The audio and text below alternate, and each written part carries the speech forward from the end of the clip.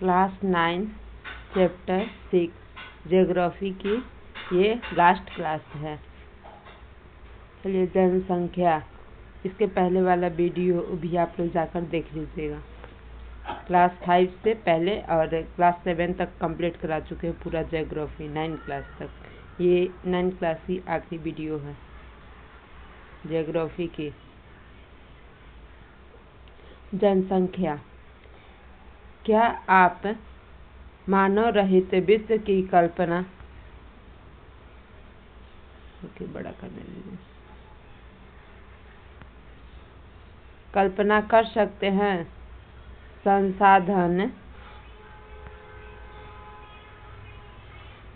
संसाधन का उपयोग एवं सामाजिक एवं सांस्कृतिक वातावरण का निर्माण कौन करता है? समाज एवं अर्थव्यवस्था के विकास में मानव महत्वपूर्ण योगदान होता है। मानव संसाधन का निर्माण एवं उपयोग करता है, मतलब मानव जो है बहुत सारी चीज़ों का निर्माण करता है। जैसे गाड़ी का आविष्कार मानव ने किया, ये सब भी तो एक संसाधन ही है।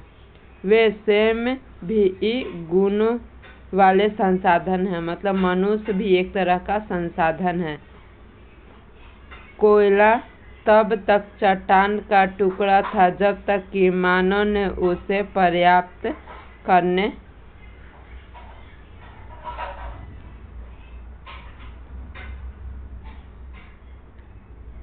की तकनीक का आविष्कार करके उसे एक संसाधन नहीं बनाया।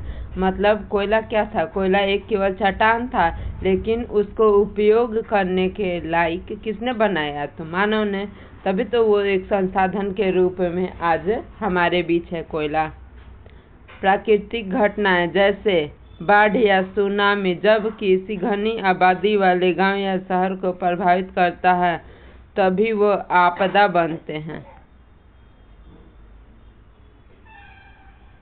जैसे कहीं बाढ़ आ गया या कहीं एक बैग सूखा पड़ गया, तो वो सब आपदा के श्रेणी में आ जाते हैं।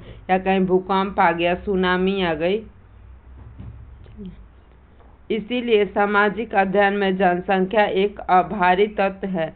यह एक संदर्भ बिंदु है जिससे दूसरे तत्व का अवलोकन किया जाता है तथा उसके अर्थ एवं महत्व ज्ञात किए जाते हैं।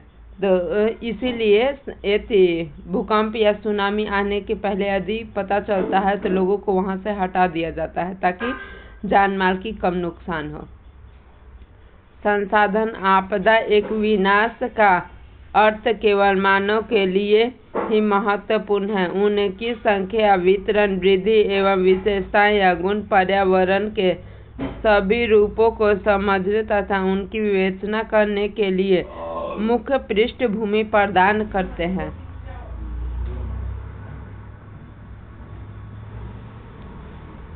मानव के संसाधनों का उत्पादन एवं उपभोग। इसलिए यह जानना आवश्यक है कि एक देश में कितने लोग निवास करते हैं, वे कहाँ और कैसे रहते हैं।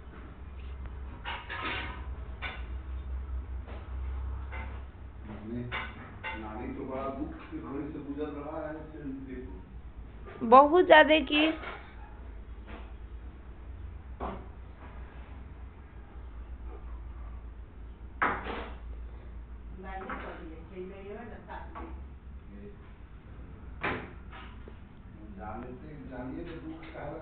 उनकी संख्या में वृद्धि क्यों हो रही है तथा उनकी कौन कौन सी विशेषताएं हैं।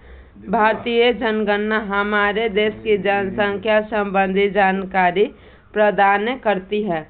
जनसंख्या का आकार एवं वितरण ये क्या होता है, इसे भी हम लोग आसान भाषा में समझने की कोशिश करेंगे।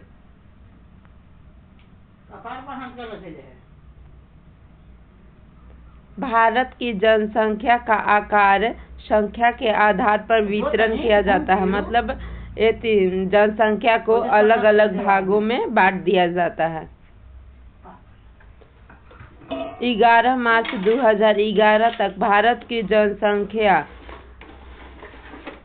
12,106 लाख थी। 12,106 लाख जो कि विश्व की कुल जनसंख्या 17% से अधिक थी, 17%। यह 12 करोड़ लोग भारत के 32.8 वर्ग किलोमीटर विश्व के स्थानीय भूभाग यानी 2.4% के विशाल क्षेत्र में आसान रूप से वितरित हुए हैं।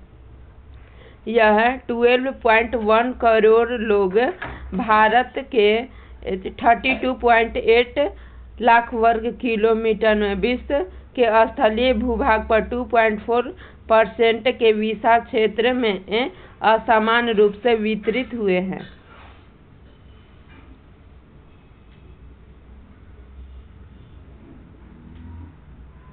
2011 की जनगणना के अनुसार देश की सबसे अधिक जनसंख्या वाला राज्य उत्तर प्रदेश है, जहां की कुल आबादी 19,090 लाख है, मतलब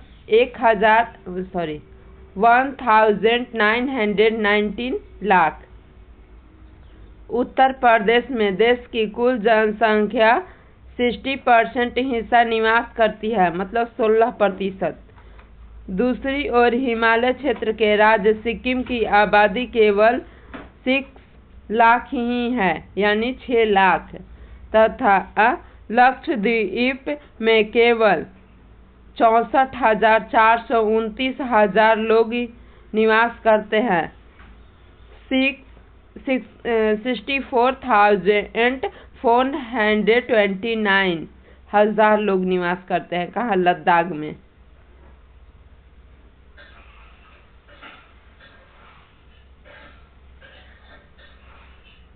क्योंकि वहाँ पर एक तो पहाड़ी है, वहाँ बर्फबारी हमेशा होती है, इसीलिए वहाँ पर कम लोग निवास करते हैं। मैदानी क्षेत्रों में उसके मामले ज़्यादा लोग निवास करते हैं। घने बसे क्षेत्र होते हैं मैदानी इलाके, जहाँ फसलें अच्छी हो जाए। भारत की लगभग आधी आबादी केवल 5 राज्यों में निवास करती है। कौन कौन से राज्य है? उत्तर प्रदेश, महाराष्ट्र, बिहार, पश्चिम बंगाल और आंध्र प्रदेश। इसे ही नोट करना है। कौन कौन सा ऐसा राज्य है जहाँ सबसे ज़्यादा घनी आबादी रहती है? पहला हो गया यूपी, दूसरा हो गया महाराष्ट्र, तीसरा हो गया बिहार और चौथा पश्चिम बंगाल हो गया और आंध्र प्रदेश। 6 है।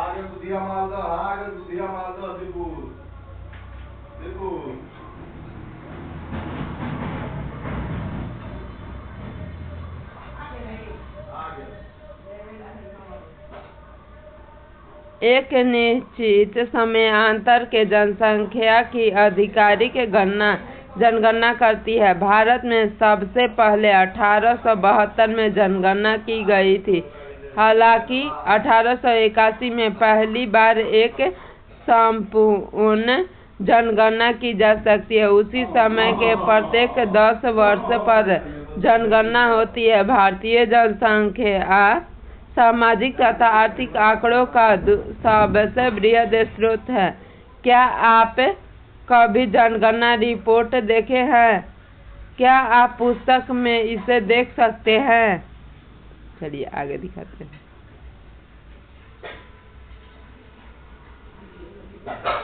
ये देखिए, भारत में 17.5% से विश्व 82.5%। और नीचे दिया गया है, ऊपर जनसंख्या हो गया, नीचे क्षेत्रफल हो गया। भारत में 2.4% और शेष हो गया 97.6%।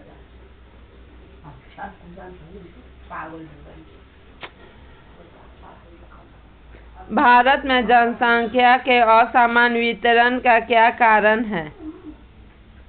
घनत्व के आधार पर भारत में जनसंख्या वितरण जनसंख्या घनत्व असमान वितरण का बेहतर चित्र प्रस्तुत करता है।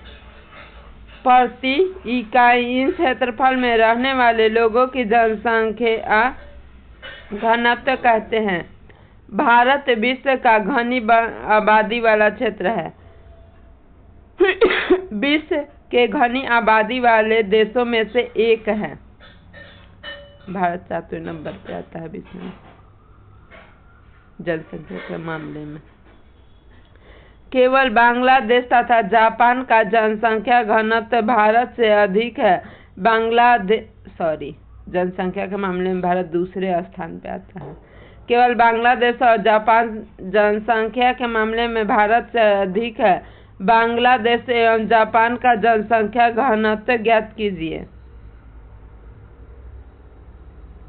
2011 में भारत का जनसंख्या घनत्व 382 व्यक्ति वर्ग किलोमीटर था। वहाँ जहाँ बिहार का जनसंख्या घनत्व 1102 व्यक्ति प्रति वर्ग किलोमीटर, वहीं अरुणाचल प्रदेश में यह 17 व्यक्ति प्रति किलोमीटर 6.3 राज्य स्तरीय जनसंख्या घनत्व के असमान वितरण को दर्शाता है।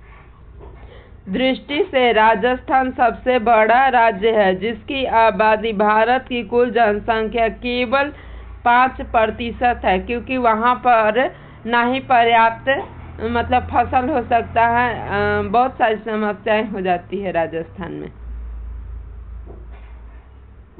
यूपी बिहार, यहाँ पर खेती भी अच्छी होती है, बहुत सारी चीज़ों का पर्यावरण भी सही रहता है। इसके अनुसार यूपी और भारत में लोग ज़्यादातर निवास करना चाहते हैं। ये घने बसे क्षेत्रों में से यूपी और बिहार ये सब आ जाता है, पंजाब।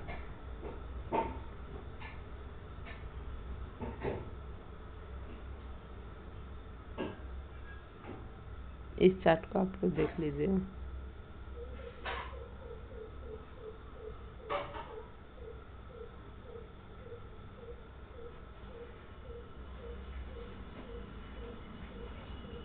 देखिए यहाँ कर्क रेखा के बारे में बताना भूल गए थे।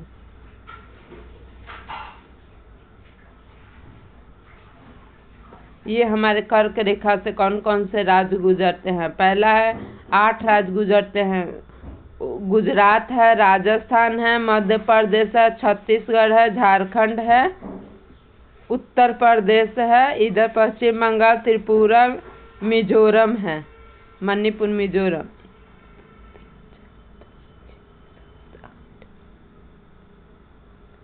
1 2 3 बिहार नहीं है। टोटल 8 राज्य हैं जो कर्क रेखा से गुजरते हैं। देखिए ये रहा अपना, ये राजस्थान रहा, यहाँ गुजरात है, ये तो आप लोग को बता ही दिए थे।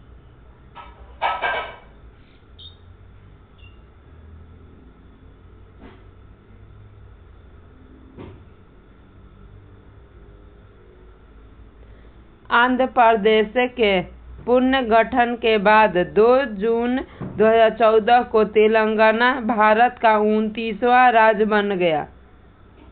5/8/2019 को जम्मू कश्मीर राज्य के 2 केंद्र शासित प्रदेशों जम्मू और कश्मीर एवं लद्दाख में विभाजित हो गया। फिर से 28 राज्य बन गए।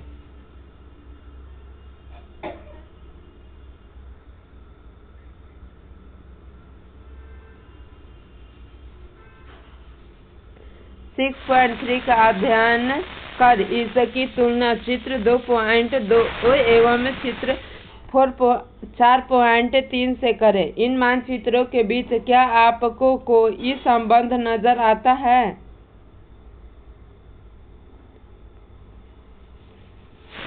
(250 प्रति वर्ग किलोमीटर से कम जनसंख्या घनत्व वाले राज्य के नाम बताइए। पर्वतीय क्षेत्र तथा प्रतिकूल जलवायु अवस्थाएं इन क्षेत्रों की विरल जनसंख्या के लिए उत्तरदायी हैं। किस राज्य का जनसंख्या घनत्व 250 व्यक्ति प्रति वर्ग किलोमीटर से कम है और क्यों? असम एवं अधिकतर प्रायद्वीपीय राज्य का जनसंख्या घनत्व मध्यम है। पहाड़ी, कटे छटे एवं पथरीले भूभाग, मध्य से कम वर्षा, छिछली एवं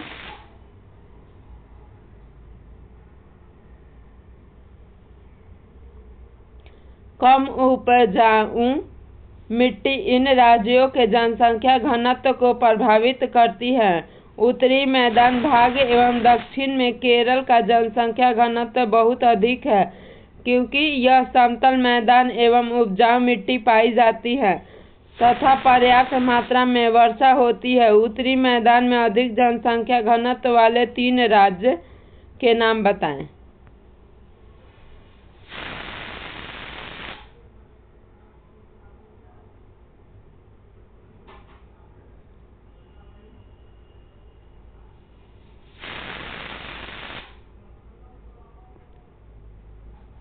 जनसंख्या वृद्धि एवं जनसंख्या परिवर्तन की प्रक्रिया कैसे कैसे ये बदलती है।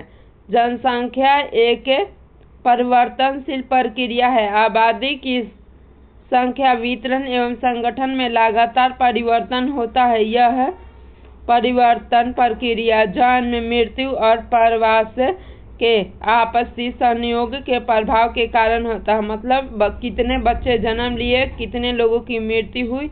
प्रवास के मतलब एक जगह से दूसरी जगह जाने को प्रवास कहते हैं। जैसे लोग काम की तलाश में कहीं से कहाँ चले जाते हैं, उसी को प्रवास कहते हैं।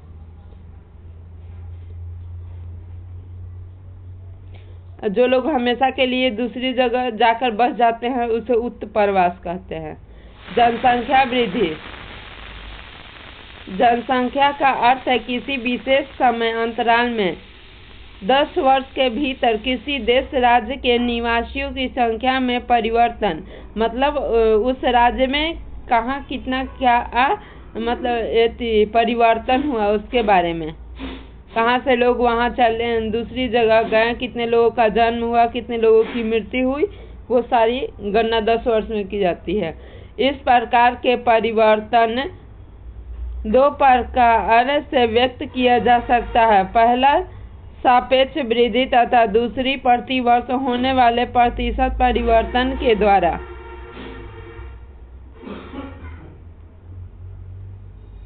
प्रत्येक वर्ष एक दशक में बड़ी जनसंख्या कुल संख्या में वृद्धि का परिमाण पहले की जनसंख्या जैसे 2001 की जनसंख्या को बाद की जनसंख्या जैसे 2011 की जनसंख्या से घटाकर इसे प्राप्त किया जा सकता है। इसे निरपेक्ष वृद्धि कहा जाता है। जनसंख्या वृद्धि का दर दूसरा महत्वपूर्ण पहलू है। इसका अध्ययन प्रति वर्ष प्रतिशत में किया जाता है। जैसे देखिए, ये रहा, ये जनसंख्या, ये है जनसंख्या का प्रति दशक वृद्धि दर प्रतिशत। नीचे है भारत की जनसंख्या वृद्धि दर 1951 से 2011 के दौरान।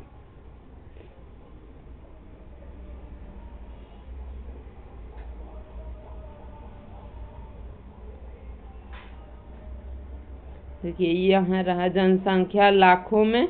अब भारत की कुल जनसंख्या 1901 से 2011 यानी 10 दशक में किस तरह से बढ़ोतरी हुई है।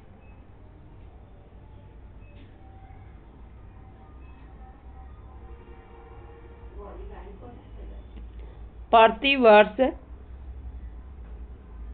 2% वृद्धि की दर का अर्थ है कि दिए हुए किसी वर्ष की मूल जनसंख्या में प्रत्येक 100 व्यक्ति पर 2 व्यक्तियों की वृद्धि, इसे वार्षिक वृद्धि दर कहा जाता है। भारत की आबादी 1951 से 51 में 3,610 लाख से बढ़कर 2011 में 12,100 लाख हो गई।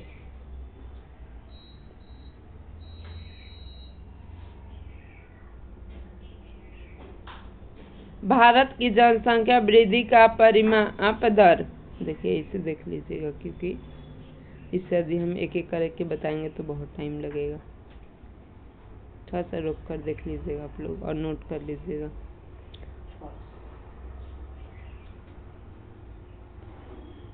1951 से 1981 तक जनसंख्या की वार्षिक वृद्धि दर नियमित रूप से बढ़ रही थी। ये जनसंख्या में तीव्र वृद्धि की व्याख्या करता है, जो 1951 में 3610 लाख से 1981 में 6830 लाख हो गई।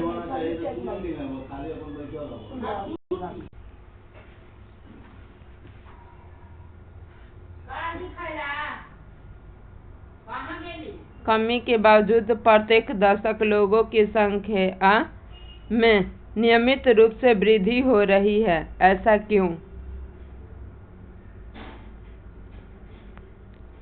किंतु 1881 से वृद्धि दर धीरे धीरे कम होने लगी है। इस दौरान जन्म दर में तेजी से कमी आई है। फिर भी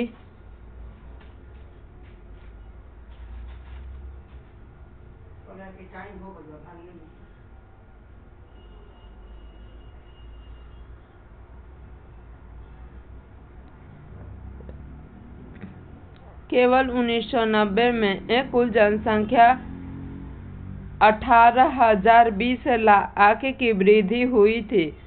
इतनी बड़ी वार्षिक वृद्धि इससे पहले कभी नहीं हुई थी। इस पर ध्यान देना आवश्यक है। भारत की आबादी बहुत अधिक है। जब विशाल जनसंख्या में कम वार्षिक दर लगाया जाता है, तब इसमें सापेक्ष वृद्धि बहुत अधिक होती है। जब 10 करोड़ जनसंख्या में न्यूनतम दर से वृद्धि होती है, तब भी जुड़ने वाले लोगों की कुल संख्या बहुत अधिक होती थी। भारत की वर्तमान जनसंख्या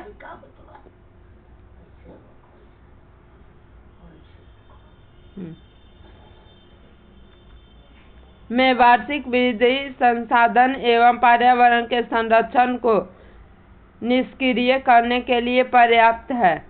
वृद्धि दर में कमी जन्म दर नियंत्रण के लिए किए जा रहे हैं प्रयासों की सफलता को प्रदर्शित करता है। इसके बावजूद जनसंख्या की वृद्धि जारी है तथा 2023 में भारत चीन को पीछे छोड़ते हुए विश्व के सबसे अधिक आबादी वाला देश बन गया है। चीन को भी भारत ने पीछे छोड़ दिया जनसंख्या के मामले में।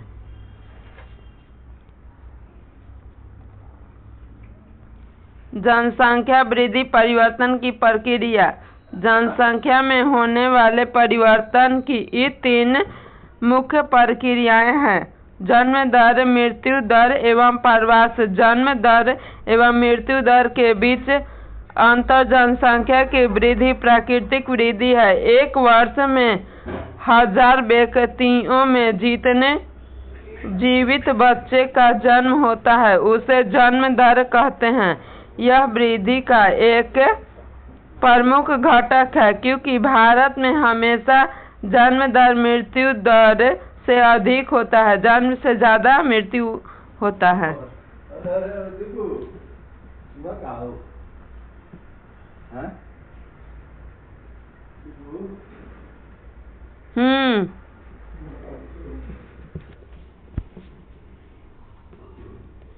एक वर्ष में प्रति 1000 व्यक्तियों में मरने वालों की संख्या मृत्यु दर कहा जाता है। मृत्यु दर में तेज गिरावट भारत की जनसंख्या में वृद्धि की दर का मुख्य कारण है।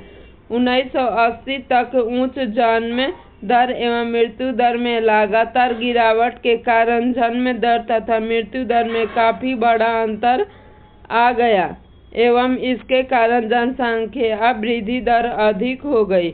1980 में धीरे धीरे जन्म दर में भी गिरावट आने शुरू हुई, जिसके परिणाम स्वरूप जनसंख्या दर में भी गिरावट आई। इस प्रकार के चलन का क्या कारण है?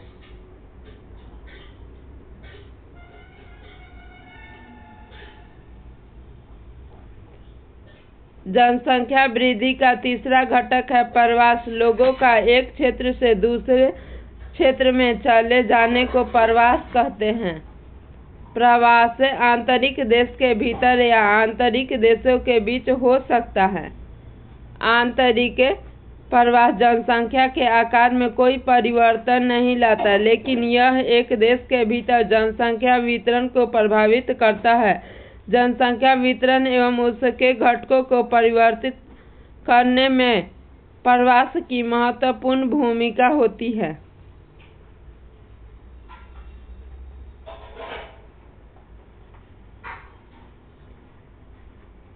एक मानचित्र पर अपने दादा दादी, नाना नानी और माता पिता के समय के प्रवास को दर्शाएं। प्रत्येक प्रवास के कारणों की व्याख्या करने का प्रयास कीजिए।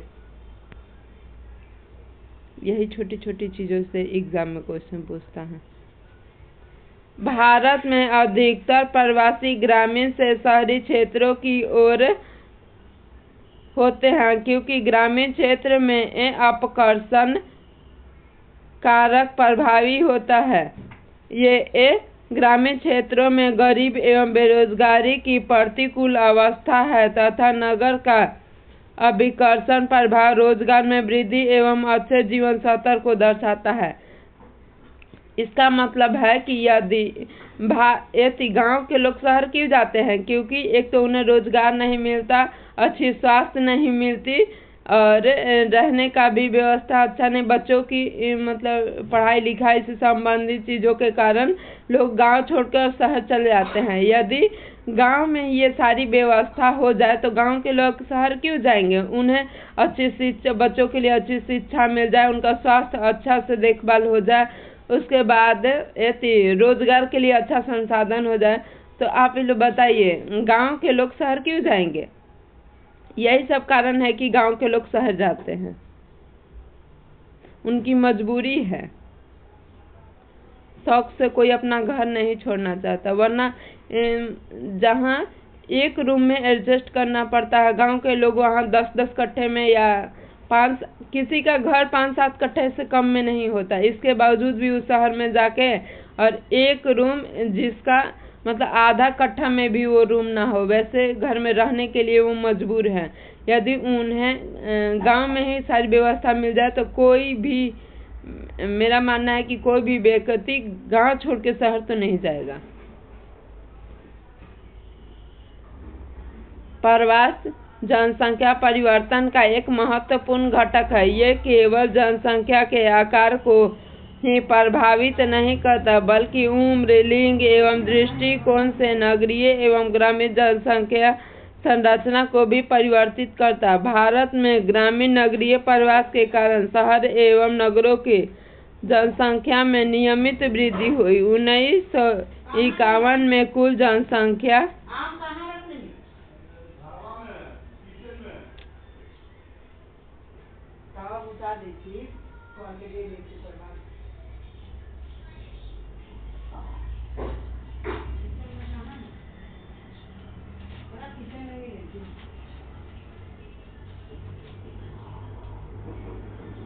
यहाँ से 17.29% नगरीय जनसंख्या थी, जो 2011 में बढ़ के 31.80% हो गई। एक दशक 2001 से 2011 के भीतर 10 लाख से अधिक जनसंख्या वाले नगरों की संख्या 35 से बढ़कर 53 हो गई तथा 2023 में 59 हो गई।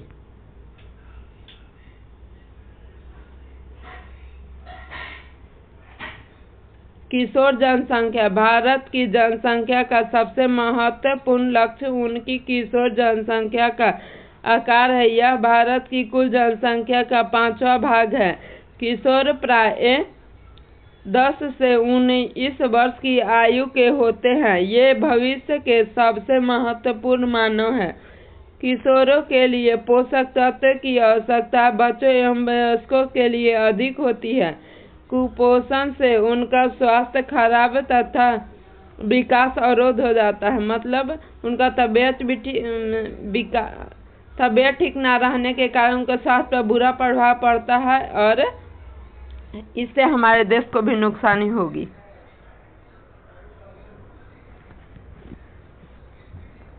परंतु भारत में किशोरों को प्राप्त भोजन में पोषण तत्व अपर्याप्त होते हैं। मतलब उन्हें जितनी भोजन की आवश्यकता है पर्याप्त भोजन उन्हें नहीं मिल पाता। बहुत सी किशोर बालिकाएं रक्तहीनता से पीड़ित रहती है, मतलब ब्लड की कमी।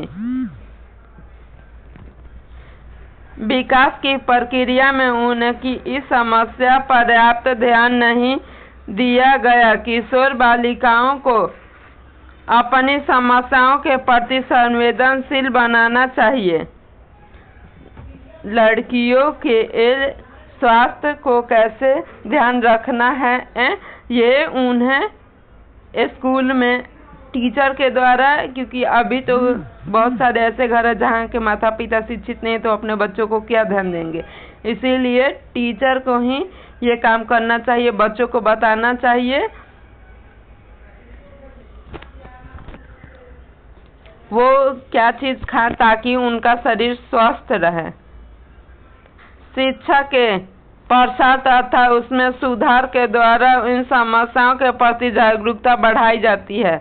उन्हें किताबों के माध्यम से ही ये सारी चीज, यदि बच्चे जागरूक होंगे, यदि पढ़ेंगे तो अपने आप जागरूक हो जाएंगे।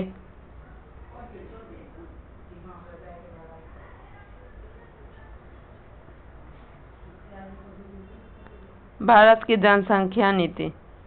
परिवार के आकार को सीमित रखकर एक व्यक्ति के स्वास्थ्य एवं कल्याण को सुधारा जा सकता है। इस तथ्य को ध्यान में रखते हुए भारत सरकार ने 1952 में एक परिवार नियोजन कार्यक्रम को प्रभावित किया। परिवार कल्याण कार्यक्रम जिम्मेदार तथा नियोजित पितृत्व को बढ़ावा देने के लिए कार्यरत है। राष्ट्रीय जनसंख्या नीति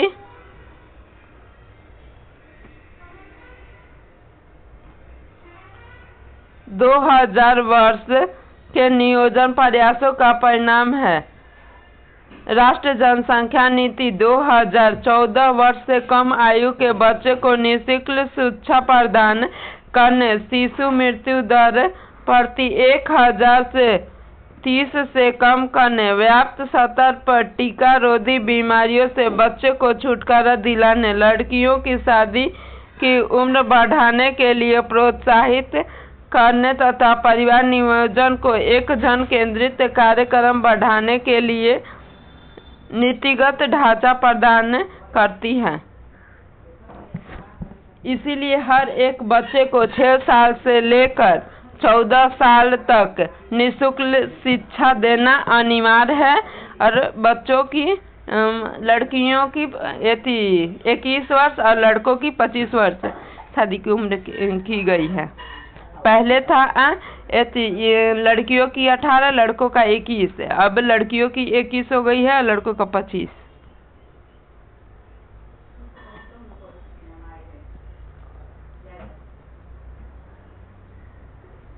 चलिए अब क्वेश्चन आंसर है।